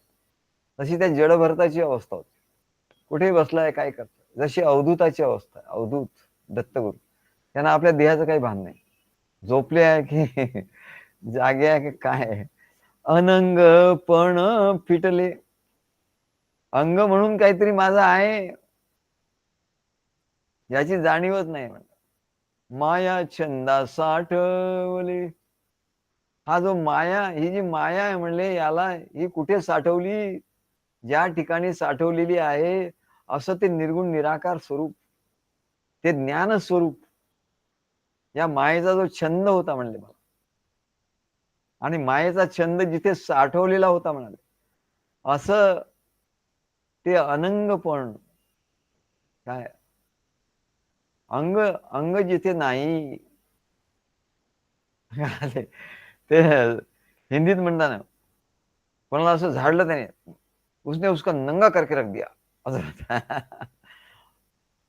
अनंगपण फिटले, अनंगपण म्हणजे सर्व अंग संग, सगळे अंग काढून ठेवले, काही राहिलं. माया छंदा साठविले, ज्यात माया छंद साठवलेले, माया साठवलेली आहे असं ते स्वरूप. सकळ देखिले आत्मस्वरूप ओ माय, ते सगळं म्हणाले सकळ देखिले आत्मस्वरूप ओ माय. इथे अन्वय आहे, अन्वय दृष्टी, अन्वय व्यतिरेकाभ्याम. आधी व्यतिरेक केला, काय अनंगपण म्हणजे अंग सगळी गेली, फिटले. आणि मग काय केलं? त्या अनंगपणामध्ये म्हणजे निर्गुण निराकारामध्ये माया छंद साठवले, हे सर्व संसार साठवला. आणि मी त्या संसारामध्ये काय बघितलं? सकळ देखिले आत्मस्वरूप ओ माय. आणि सर्व आत बाहेर मी ते आत्मस्वरूप बघितलं. म्हणजे हा संसार घेतला, सरळ सद्गुरूंच्या ज्ञानामध्ये टाकला, ज्ञान समुद्रामध्ये आणि बघितलं त्या ज्ञान समुद्रामध्ये या संसाराच्या आरपार सगळं म्हणले ज्ञानच आहे. सगळं त्याचा ज्ञानसागरच आहे. ते मायागिय काही नाही म्हणा. सगळीकडे आत्मस्वरूपच दिसलं म्हणा. चंदन जेवी भरला अश्वत्थ फुलला, तैसाम्या देखिला निराकार वो माई, निराकार वो माई. चंदनाच्या वृक्षामध्ये जसं चंदन पूर्ण भरलेलं आहे म्हणतात. कुठलाही भाग त्या चंदनाच्या झाडाचा काढून बघा कपची, त्याचा वास घ्या, अरे त्यात चंदनच भरलाय म्हणा. चंदन जेवी भरला अश्वत्थ फुलला, तसा हा अश्वत्थ म्हणजे संसार वृक्ष.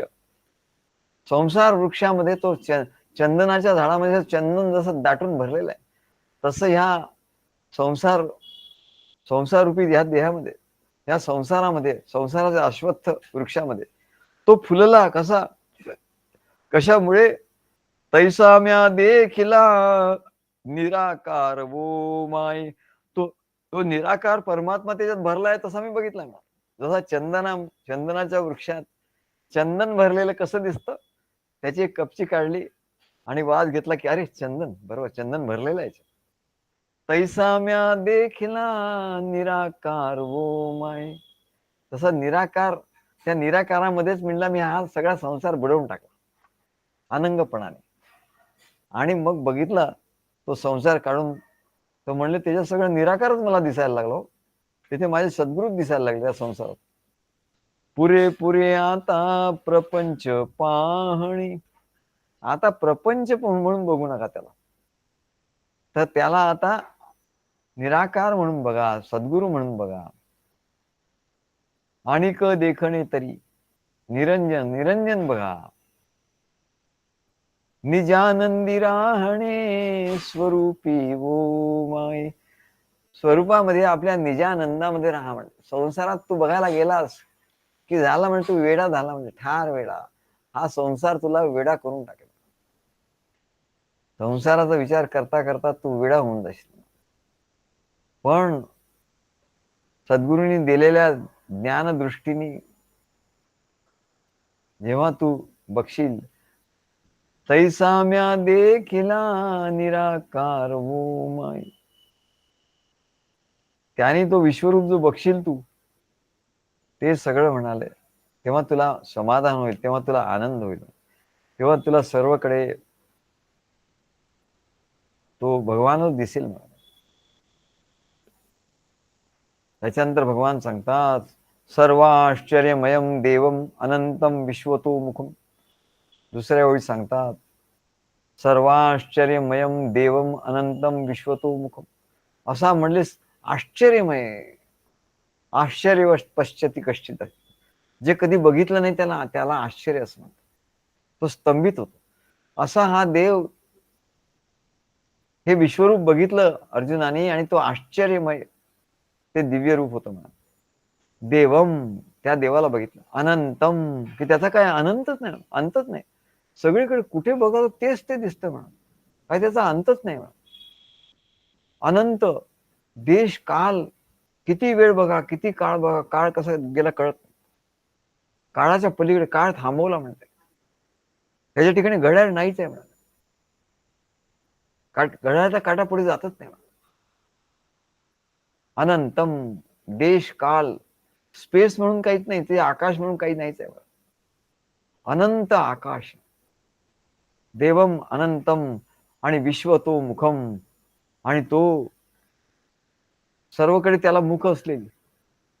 अर्जुनाला दिसलं की त्या सर्वकडे तो जिकडे बघतो तिकडे त्या विश्वरूपाचं मुख आहेच. इकडे बघितलं इकडे त्याचं मुख आहे, इकडे तो त्याला सन्मुखच आहे नेहमी. तेव्हा मनुष्याला म्हणले आश्चर्य कधी वाटतं. सर्वाश्चर्यमयम देवम अनंतम विश्वतो मुखम. तेव्हा एखादी वस्तू एकदम भव्य दिव्य असीम अशी गोष्ट या निसर्गामध्ये तो बघतो. उदाहरणार्थ ज्यांनी कधी सागर बघितलं नाही, त्यांनी सागर पाहिल्यावर एकदम अरे बापरे काय सागर आहे, तो आश्चर्यचकित. उन्हाळ्याच्या दिवसात जेव्हा बाहेर अंगणात झोपतो तेव्हा एवढं मोठं भलं मोठं वरती आकाश दिसतं.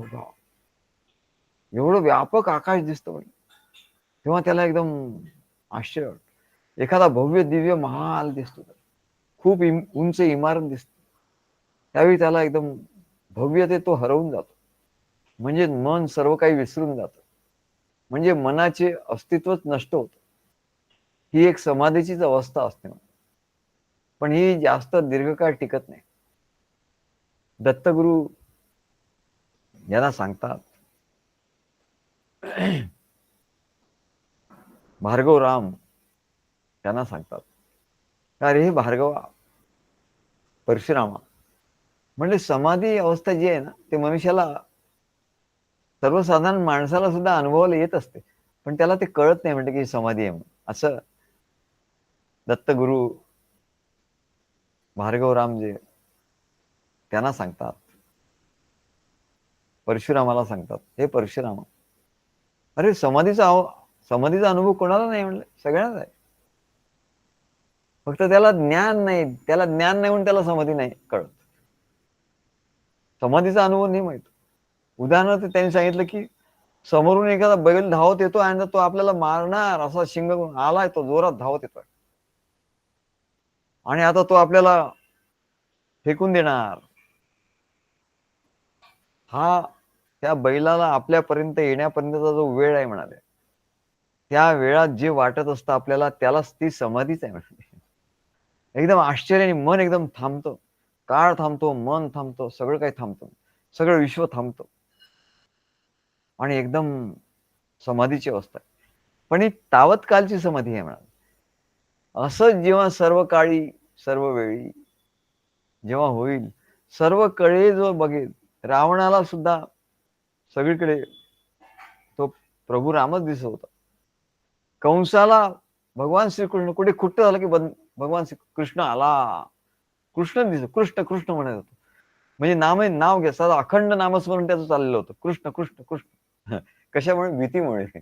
भीतीमुळे असो किंवा गोपी तरल्या कामामुळे, असं सांगितलं. गुलाबराव म्हणतात, काय गोपी कामानी तरल्या, कामानी ध्यास लागला आणि रावणाला आणि कंसाला भीतीमुळे ध्यास लागला. तो कशामुळे काय लागणं म्हणाला काय, आणि भक्तांना भक्तीमुळे ध्यास लागतो. ज्ञानी लोकांना ज्ञानामुळे ध्यास लागतो. तो ध्यास कशामुळे काय लागेना, पण ध्यास लागला पक्का, ध्यास झाला पक्का. काय ताई माई अक्का, विचार करा पक्का. ध्यास लावा पक्का. ध्यास जेव्हा लागेल तेव्हा म्हणाले, तुम्हाला परमेश्वर सर्वकडे बघायचा ना, सर्वकडे परमेश्वर बघायचा आहे, तर तुम्हाला ध्यास लागला पाहिजे. ध्यास लागला की तो सर्वकडे दिसेल. जसा अर्जुनाला ध्यास लागला आणि सर्वतोमुखम म्हणजे काय, की सर्वकडे त्या परमेश्वराचं मुख जिथे जातो, परमेश्वराचं मुख त्याला दिसायला लागलं. म्हणून विश्वरूप आश्चर्याने पाहत राहिला आणि त्याच्या मनाची निर्विचार संकल्परहित अवस्था झाली. आणि या अवस्थेत त्याला अत्यंत पवित्रता, उत्साह, शांती, आनंद या दिव्य भावाचा अनुभव त्याला आला. आणि म्हणून त्याला सर्वाश्चर्यमयम देवम अनंतम, याचा अर्थ असा मगाशी सांगितलं, आधी अंत ज्याला नाही, आधी मध्य अंत त्याला नाही, ज्याला म्हणले काल मर्यादा राहिली नाही, काळाची सीमा नाही, वस्तूची सीमा नाही, त्याला म्हणाले, त्याला आनंद असं म्हणतात. मनुष्य या जगात नेहमी वस्तू पदार्थ उत्पन्न होताना होतो. हा पदार्थ उत्पन्न झाला, तयार झाला, मॅन्युफॅक्चर झाला, कोणाचा जन्म झाला, कुठली वस्तू निर्माण झाली नाही, काही काळ राहताना बघतो आणि नंतर त्याचा नाश पावताना बघतो. तेव्हा त्याच्या बुद्धीमध्ये ही उत्पत्ती स्थिती प्रलय, उत्पत्ती स्थिती लय याची प्रक्रिया एवढी घट्ट बसलेली असते की या सर्व गोष्टी निर्माण होतात, म्हणजे काही काळ राहणार आणि त्या नाश पावणार, असं त्याचं पक्क झालेलं असतं. आणि तसंच आहे. म्हणून तो अशी काही वस्तू आहे की जिचा नाश कधी होतच नाही, जी कधी उत्पन्न झालीच नाही, हे विचार करता करता तो वेडा होता. अशी वस्तू कशी असेल. की जी कधी निर्माण झालीच नाही. नाही नाही, असं नाही होऊ शकत. निर्माण झालेली नाही अशी वस्तू आणि जिचा नाश होणार नाही. हा, एक वेळ असं आम्ही मानू शकतो की नाश होणार नाही, टिकाऊ आहे. पण निर्माण झालीच नाही अशी वस्तू नाही असू शकत. असं नाही असू शकत. त्याची कल्पनाच तो करू शकत. म्हणून अनंत म्हणजे कालातीत, देशातीत, वस्तू अतीत. तेव्हा म्हणले ही जी कल्पना निघून जाण्यासाठी म्हणून ही ज्ञानदृष्टी आहे.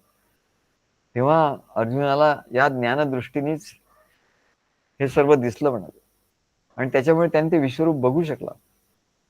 ज्ञानदृष्टी पलीकडच्या लोकात नेणारी आहे.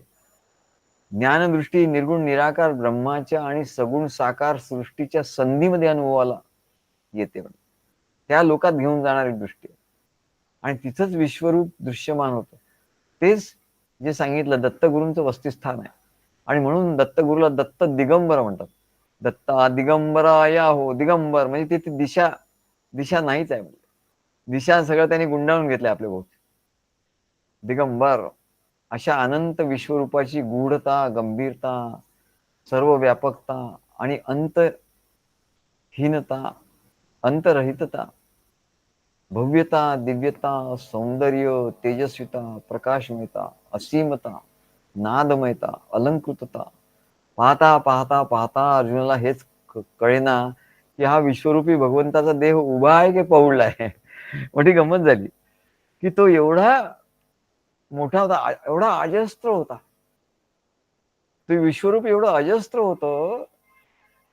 समजा आता कल्पना करा की पृथ्वीवर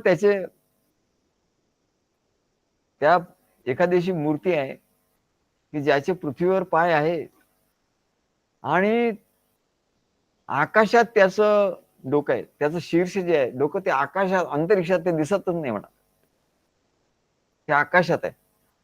तर काही वेळाने आपल्याला असं भ्रम व्हायला लागेल की अरे हा म्हणजे असा झोपलेला आहे की हा उभा आहे, हेच कळत नाही म्हणले. समोर की पाठी मोरा हे न कळे, उभाची स्वयंभू असे. काय उभाची स्वयंभू उभा आहे पण समोर आहे की पाठोमोर आहे का झोपलेला आहे हेच कळत नाही म्हणाले. अशी मोठी गंमत आहे. म्हणून आम्ही ते चित्र काढताना त्यांना सांगितलं होतं असं काढा की तो उभा आहे की झोपलेला आहे कळणार नाही म्हणाला. असं ते चित्र काढा. कारण आम्हाला असा प्रश्न पडला की हा उभा आहे की थोडा वेळ आम्हाला असं लक्षात आलं, अरे म्हणजे हा उभा आहे की झोपलेला आहे बाबा, काही कळतच नाही. आणि हा अनुभव कधी येतो आम्ही एक फोटो बघत होतो एक, बघा तो अनुभव कसा आहे, तो विराट रूपाचा अनुभव कसा आहे. तर म्हणले आम्ही एकदम असं गिर्यारोहक एक असा गिर्यारोहण करत होता, त्याचा अगदी कधी क्लोजअप तर दाखवते तर कधी दुरून तो फोटो दाखवतो, ते त्याचं व्हिडिओ दाखवतो. तर तो दुरून व्हिडिओ दाखवला ना की तो असं एवढं भीती वाटायची की तो असा सुळका असा एकदम स्टीप रॉक आहे, स्टीप एकदम असा सरळ सुळका आकाशात गेलेला आहे असं वाटत. आणि भीती वाटते हा पडेल का काय, कधी त्याच्या हातात काहीच नाहीये, नुसता हा असा असा हळूहळू चाललाय, हात पाय हे करत करत असा चाललाय असं वाटतं, असा भीती वाटते. पण तोच कॅमेरा त्या एकदम क्लोजअप घेतला ना तर तो असा झोपलेला वाटतो. तो पर्वत असा जमिनीसारखा वाटतो सपाट आणि त्याच्यावर हा सरळ सरळ लिहिलंय चाललेला असं वाटतो. सरळ सरळ लिहिलंय चाललाय, आपल्याला भीती वाटत होती. तसंच म्हणाले हा परमात्मा, हा विश्वव्यापी परमात्मा, हे त्याचं विश्वदर्शन हा झोपलेला आहे की हा उभा आहे हेच त्या अर्जुनाला कळेना म्हणा. देव उभा आहे का पहुडलाय. ज्ञानेश्वर महाराज म्हणतात समोर आहे का पाठींबोर आहे काय कळत नाही. तेव्हा त्याला विश्वतोमुखम एवढा तो विशाल होता आणि विश्वतोमुखम म्हणजे सर्वकडे त्याची मुख होती, म्हणजे सर्वकडे त्याला त्याचा अनुभव, एकदा त्याला पाहिल्यावर सर्वकडे त्याला तोच दिसायला लागला म्हणतात. विश्वतोमुखम म्हणजे विश्वामध्ये जिथे तिथे तो जाईल तिथे तिथे, जिथे जिथे नजर टाकेल अर्जुन, तिथे तिथे त्याला तो त्याचं मुखच दिसवतो. भगवंताच्या मुखाचं दर्शन होतं. तेव्हा तुकाराम महाराजांचा अभंग आहे, जेथे जातो तेथे तू माझा सांगाती, जेथे जातो तेथे तू माझा सांगाती. म्हणजे माझ्या हृदयात तुझा अनुभव येतो, पण बाहेर जेव्हा बघतो तेव्हा जिथे जिथे मी जातो तिथे तू माझ्या बरोबरच आहे. चालवीसी हाती धरोनिया, चालवीसी हाती धरोनिया, चालू वाटे आम्हा तुझाची आधार. आम्ही वाटेने चाललो आहे, त्याच्यामुळे तुझाच आधार आहे म्हणाले. काय चालवीशी भार सवे माझा, चालवीसी भार, माझा भार घेऊन जसा तो पांडुरंग काय त्या सर्वांना आपल्या अंगा खांद्यावर घेऊन चालला होता. चालवीशी भार सवे माझा, सर्वकडे तो पांडुरंगच दिसतो, सर्वकडे तो परमात्मा, त्याला विश्वतोमुखम असं म्हणतो. बोलो जाता बरळ करीते ते नीट, बोलो जाता बरळ करीते ते नीट, केली लाज धीट केलो देवा. लोक म्हणले बरळताना दिसतात या जगात, काय काय बरळतात म्हणाले. काय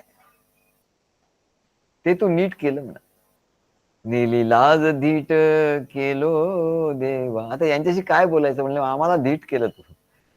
ते काही बरळायला लागले, काय काय ते संसारातलं नॉलेज सांगायला लागले. तेव्हा म्हणले आम्ही आमचं सद्गुरूंनी दिलेलं ज्ञान सांगतो, मग त्यांना नीट करतो म्हणले. बोलो जाता बरळ करीते ते नीट, नेली लाज धीट केलो देवा. ते चव्हाण त्यांना आम्ही सांगितलं, हो सांगा जर तुम्ही सांगायला, याला कीर्तन भक्ती म्हणतात. मग ते म्हणाले की सद्गुरू अजून मला ते जमत नाही. मग त्यांना मी सांगितलं की तुम्ही असं सांगा, आणि म्हटलं तुम्ही तुमच्या मनाने असं काहीतरी लिहा, आणि लिहून म्हणलं ते अगदी स्क्रिप्ट सारखं पाठ करून टाका, आणि ते म्हणा, ते सांगा म्हणलं, म्हणजे तुम्हाला काय विसरायला नाही होणार. हा म्हणले हेच आयडिया सांग काय. तेव्हा ते लोक इतर बरळण्याच्या आधी त्यांना नीट कसं करायचं तर आपण बोललो पाहिजे म्हणा. ते खूप बरळत असतात, त्यांचं खूप ज्ञान असतं. व्हॉट्सअप युनिव्हर्सिटीमध्ये ते एवढं अभ्यास करतात की त्यांचं खूप नॉलेज होतं, आणि त्यांना खूप त्याचा अहंकार होतो. त्यांना नीट कसं करायचं, नेली लाज धीट केलो देवा, अशी लाज वगैरे धीट बाळगायची नाही. आपण आपलं ज्ञान सांगायचं म्हणा. अवघे जन झाले मज लोकपाळ. सगळे जन आधी विरुद्ध होते, म्हणजे वैरी होते, त्रास देत होते, ते म्हणले सगळे मित्र झाले, कमाल झाली म्हणले. अवघे जन झाले मज लोकपाळ, सोयरे सकळ प्राण सखे. सगळे सोयरे झाले म्हणले, मला दिसायला लागले. प्रत्येक मनुष्यात शेजाऱ्यात मी बघतो, तो माझा प्राण सखाच वाटतो. काय सोयरा वाटतो का, तर त्याच्या ठिकाणी मी सद्गुरूनच बघतो. तुका म्हणे आता खेळतो कौतुकी. आता म्हणले मी कौतुकाने खेळतो म्हणा. बस आता ऑफिसमध्ये जातो, ह्याच नजरेने बघतो की तिथे सद्गुरू सगळ्यांच्या मध्ये बसलेले आहेत. ते सगळे लोक बसले आणि त्यांच्या अंतःकरणात सद्गुरू बसले. मग नेली लाज धीट झालो देवा. ते काय म्हणतायत ते कौतुक म्हणाले, त्यांच्याशी खेळतो आम्ही. तो काय कोण काय म्हणेल, कोण काय म्हणेल, कोण काय म्हणेल, काही म्हणू दे म्हणा. तुका म्हणे आता खेळतो कौतुकी, झाले तुझे सुख अंतर्बाह्य. आता आत तुझे सुख, आते तुझं सुख आणि बाह्य पण तुझं सुख झालं म्हणाले. का, आता आम्ही तुला विश्वतोमुख बघितलं, विश्वतोमुखम, जिथे जातो तेथे तू माझा सांगती. तेव्हा तयामध्ये अवधूत निराकारी असा आमचा म्हणतो. आम्ही जिथे जातो त्याच्यामध्ये अवधूताला आधी बघतो, तिथे आधी नमस्कार करतो, मग त्याला नमस्कार करतो. त्याला वाटतं आपल्यालाच नमस्कार केला, आधी त्याच्या ठिकाणी असलेल्या अवधूताला आम्ही नमस्कार करतो. असो, याला सर्वतोमुखम असं म्हणतात. दिव्यमाल्याम्बरधरम दिव्यम गंधानुलेपनम सर्वाश्चर्यमयं देवम् अनन्तं विश्वतोमुखं दिव्यमाल्याम्बरधरं दिव्यगन्धानुलेपनं सर्वाश्चर्यमयं देवम् अनन्तं विश्वतोमुखं श्री गुरुदेव दत्त।